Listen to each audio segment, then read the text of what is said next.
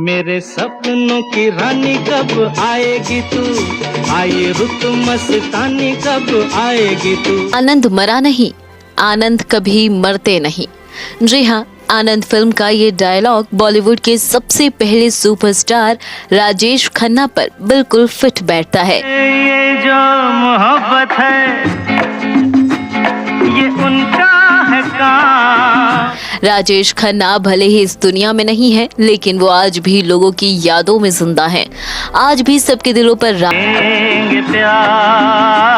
बॉलीवुड में एक से बढ़कर एक अभिनेता आए, कुछ स्टार तो कुछ सुपरस्टार। लेकिन कभी आपने सुना है कि किसी हीरो के लिए कुंवारी लड़कियों में ऐसी दीवानगी हुई हो कि उसकी फिल्म देखने से पहले वो ब्यूटी पार्लर जाती हो?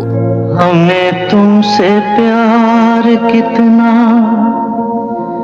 ये हम नहीं जानते। वहां से सज धज कर उस हीरो की फिल्म वाले सिनेमा घर में कदम रखती हो। ये मजाक नहीं, बॉलीवुड के पहले सुपरस्टार राजेश खन्ना के दौर की हकीकत हुआ करती थी। गोरे रंग पे न इतना गुमान कर, गोरा रंग 2 दिन में। महिलाएं मेकअप करती, नए कपड़े पहनती, सिर्फ इसलिए कि उनको लगता है जैसे राजेश खन्ना पर्दे पर सिर्फ उनको देखकर मुस्कुराते हैं। महिलाएं छोड़िए, हर गली में 1-2 पुरुष ऐसे जरूर मिल जाते जो राजेश खन्ना बनकर घूमा करते। राजेश खन्ना के दौर से न पहले न उनके बाद ऐसी दीवानगी देखने को मिली। मगर दोस्तों, फिर आखिर ऐसा क्या हुआ था कि भारत का सबसे पहला सुपरस्टार बर्बाद हो गया? क्या किसी की साजिश उनका करियर ले डूबी? राजेश खन्ना ऐसे स्टार थे जो करियर में कामयाबी के शिखर पर पहुंचे, तो वहीं गुमनामी के अंधेरे में तन्हाई के दिन भी देखे। तो चलिए आज जानते हैं राजेश खन्ना के फिल्मी करियर और गुमनामी के बारे में। राजेश खन्ना जैसा नसीब कम ही लोग लिखवा कर लाते हैं। 19 दिसंबर 1942 को लाहौर में पैदा हुए गरीब मास्टर के घर में, मगर बन गए करोड़पति। असल में उनके पिता नंदलाल खन्ना और मां चंद्रानी खन्ना थे। इनकी 6 संतान थी, जबकि नंदलाल के बंबई में रहने वाले बड़े भाई चुन्नीलाल करोड़पति थे, लेकिन संतान को तरस रहे थे। बंटवारा हुआ तो नंदलाल परिवार के साथ अमृतसर में बस गए। नौकरी भी चली गई और 6 बच्चे पालना मुश्किल हो चला।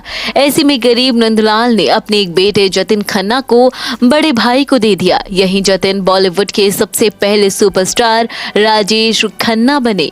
राजेश खन्ना तो जैसे सिनेमा में आने के लिए ही पैदा हुए थे। बचपन से ही एक शौक था फिल्मों में आने का और एक्टिंग करने का। पिता मना करते रहे, लेकिन वो माने नहीं। स्कूल में पढ़ाई में कम, नाटकों में अभिनय पर ज्यादा ध्यान रहता। जब वो सिर्फ 10 साल के थे तभी उन्होंने थिएटर ज्वाइन कर लिया था। स्कूल से कॉलेज पहुंचे तो वहां भी खूब अभिनय किया करते। एक बार की बात है, कॉलेज में अंधा युग नाटक का मंचन हो रहा था। सैनिक के किरदार में मौजूद राजेश खन्ना ने ऐसी अदाकारी दिखाई कि गेस्ट नाटक खत्म होते ही उनके पास पहुंचे और बोले, बेटा तुम फिल्मों में जाओ, बहुत नाम कमाओगे। राजेश ने हिंदी फिल्मों में जाने का फैसला कर लिया। सीधा पहुंचे मामा के तलवार के पास। उन्होंने कहा, फिल्मों में हीरो बनना है तो जतिन नाम ठीक नहीं रहेगा। पहली बार मामा ने उनका नाम जतिन से राजेश खन्ना रख दिया। अब उनका स्ट्रगल शुरू हुआ, मगर अंदाज वही रईसी वाला था। डायरेक्टर प्रोड्यूसरों से मिलने जाते उन कारों में जो उस जमाने में बड़े बड़े सितारों और प्रोड्यूसरों के पास भी नहीं हुआ करती थी। हर दिन अलग अलग स्पोर्ट्स कार जिनको बम्बई वालों ने पहले कभी देखा ही नहीं था। फिल्म मेकर से मिलते, लेकिन अंदाज इतना रईसी भरा कि सब घमंडी समझकर पहले ही मना कर देते। राजेश समझ ही नहीं पाते कि गड़बड़ कहाँ हो रही है। मगर जिसको बॉलीवुड का पहला सुपरस्टार बनना था, उसकी किस्मत को कब तक रोका जाता? सबसे पहले साल 1965 में वो दिन आया जब राजेश खन्ना को पहला मौका मिला। साल 1965 में फिल्म फेयर और यूनाइटेड प्रोड्यूसर्स ने टैलेंट हंट कंपटीशन शुरू किया और उस जमाने के एक से बढ़कर एक डायरेक्टर जज बने, जिसमें विमल रॉय, नासिर हुसैन, जीपी सिप्पी, बीआर चोपड़ा, शक्ति सामंत और ओम प्रकाश मेहरा जैसे नाम शामिल थे। जो भी प्रतियोगिता जीतता उसे हर डायरेक्टर प्रोड्यूसर के साथ फिल्म करने का मौका और 12 फिल्मों का कॉन्ट्रैक्ट मुफ्त इनाम तय किया गया। पूरे देश से हीरो बनने का सपना देखने वाले युवक और युवती उमड़ पड़े। सुभाष घई भी, धीरज कुमार भी, विनोद मेहरा, लीना चंदावरकर और फरीदा जलाल भी समेत 10,000 युवक युवतियां टैलेंट हंट में पहुंचे। 23 साल के राजेश खन्ना भी किस्मत आजमाने आए। मुकाबला बहुत तगड़ा था। खैर, तमाम दिग्गजों के बीच राजेश खन्ना ने अंतिम 8 में अपनी जगह बना ली। विनोद मेहरा और राजेश खन्ना के नंबर बराबरी पर चल रहे थे, लेकिन एक जज जेपी सिप्पी ने आखिरी राउंड में उनको डायलॉग बोलने को कहा तो उन्होंने अपने एक नाटक का संवाद बिना रुके ऐसा बोला कि सारे जजों की कलम ने राजेश खन्ना को नंबर दे दिए। रिजल्ट आया तो सबको पीछे छोड़कर राजेश खन्ना विजेता बन गए। लड़कियों में फरीदा जलाल ने बाजी मार ली थी। टैलेंट हंट का इनाम मिला फौरन 2 फिल्में। पहली फिल्म थी 1966 में आई चेतन आनंद की आखिरी खत, जो ऑस्कर तक पहुंचते पहुंचते रह गई। इसी फिल्म से पहली बार राजेश खन्ना ने बॉलीवुड की दुनिया में कदम रखा। वहीं दूसरी फिल्म जेपी ने दी, बबीता के साथ ये फिल्म रिलीज हुई। नाम था राज। अफ्रीका में रहने वाले लड़की को भारत का रेलवे स्टेशन सपने में दिखाई देता था।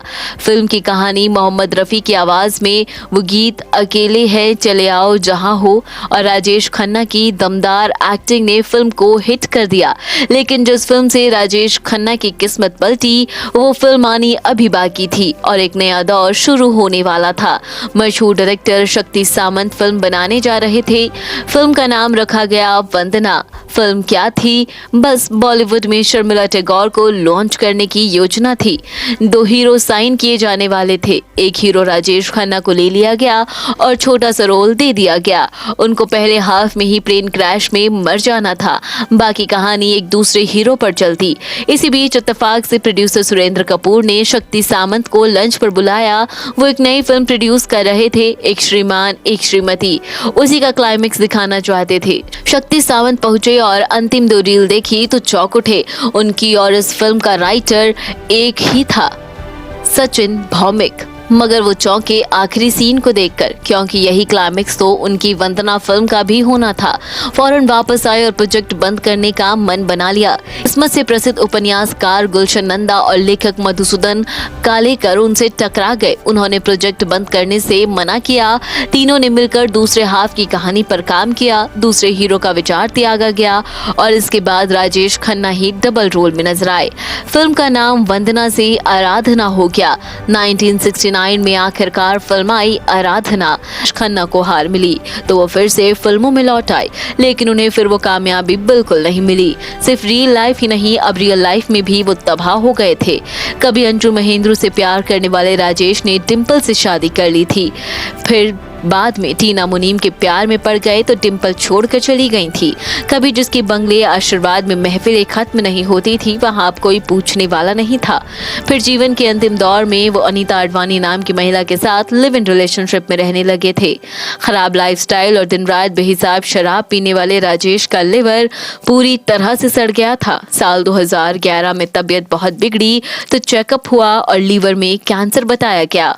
आखिरी समय में तो हालात काफी खराब हो गए थे और हालत ऐसी थी कि वो सिर्फ लिक्विड डाइट पर ही आ गए। 18 जुलाई 2012 का दिन बॉलीवुड का पहला सुपरस्टार समझ गया था कि अब ये उसके आखिरी दिन है। करीबी संभल ही रहे थे कि वो अचानक से बोल पड़े, टाइम अब हो गया है। सुपरस्टार तब हमेशा के लिए सो गया।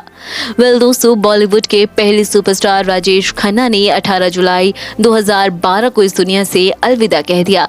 आप हमें अपनी राय कमेंट करके जरूर बताएं कि उनकी इस लाइफ स्टोरी पर आपका क्या कहना है। साथ ही राजेश खन्ना की अगर फिल्में आपने देखी है तो आपको उनका कौन सा किरदार, उनकी कौन सी फिल्म सबसे ज्यादा पसंद आई।